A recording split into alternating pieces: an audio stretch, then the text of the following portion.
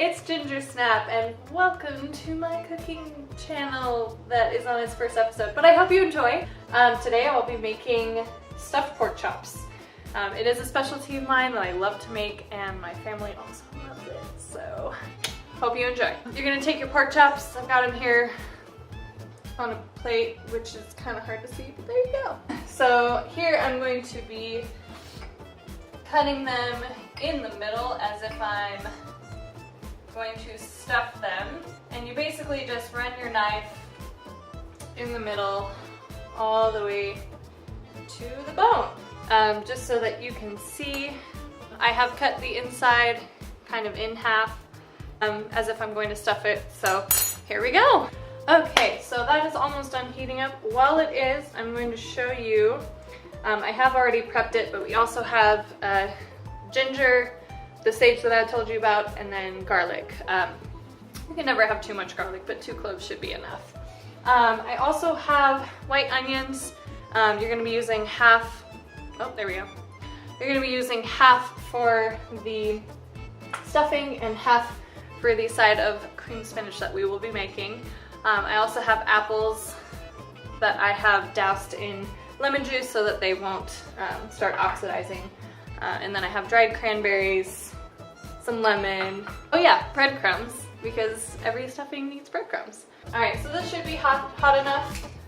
I'm going to have to just put a little dab in there. So just go ahead and put half of your onions in the pan. And then you'll be putting in all the things that go in the stuffing that I just mentioned. And now we're going to add some salt and pepper. I did add the thyme in there, so we've got wonderful smells coming from my kitchen right now. Next we're going to do the lemon. You're just going to do a little bit, not a whole lot, you don't want it too sour. You are going to save the other lemon wedge for the spinach when we get to it. Oh, and if you think ahead like me sometimes, you would have turned on the oven to 350, because after we saute the pork chops, we're going to finish them in the oven for about 15 or so minutes. And next, we're gonna add in the cranberries, about half a cup, maybe a fourth of a cup. You really don't need that much, I guess it depends on how much you're cooking for. After you add the cranberries, you're gonna add the apples in. And you don't really want the apples to cook that long, so at this point, we're gonna add that wine that I told you about to what's called the glaze the pan.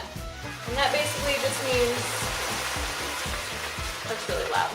That basically just means you're getting all that wonderful flavor from the bottom of the pan at the same time of adding the wonderful flavor of whatever wine you're drinking. Alright, so at this point it looks like some delicious cherry, it's not cherries, but it's cranberries. Cranberry sauce thing. And we're going to take the breadcrumbs, it's about like a fourth a cup. I don't really measure, you just do it until it's good. And if you're also like me, you'll spill everything on the counter so nothing gets in the bowl. That's important if you want to be like me. And now we're going to be cooking our pork chops. I usually just do salt and pepper on the outside since we're going to have all that delicious flavor on the inside. We don't really need much on the outside. Make sure that you get your burner for the pork nice and hot. You do want to get that nice sear without cooking the entire pork loin. Let's see, do I know any jokes? Why can't your nose be 12 inches? I don't know, why? Because then it would be a foot. Hey! Why did the fish get bad grades? Because it was below sea level.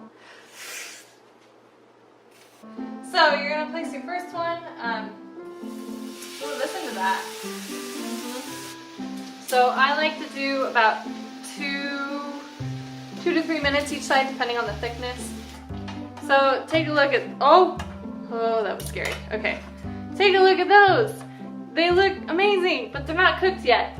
Next thing you're gonna do is stuff them. All the apples are falling out. This is a struggle.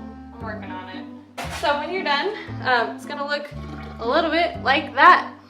So see?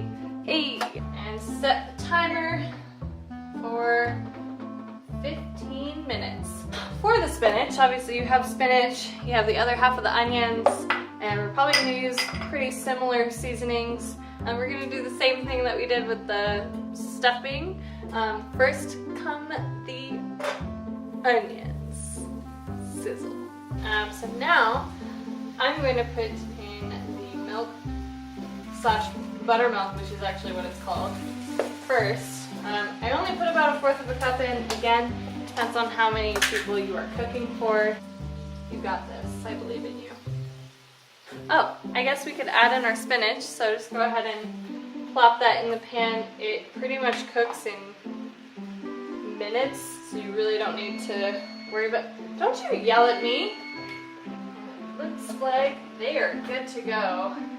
What I do like about the stuffed pork chops is, aside from just regular pork chops that you just saute, if you stuff them, it keeps all that delicious flavor and moisture inside the pork chop. So spinach takes about 2 minutes to cook. That way it's not overcooked and kind of brown. You can see it's very vibrant green and delicious looking. I'm so excited to eat this, you guys. This is your stuffed pork chop and cream spinach, and I am so ready to eat this. So I'm gonna stop this video now and shout out. And I will put the recipe in the comments below.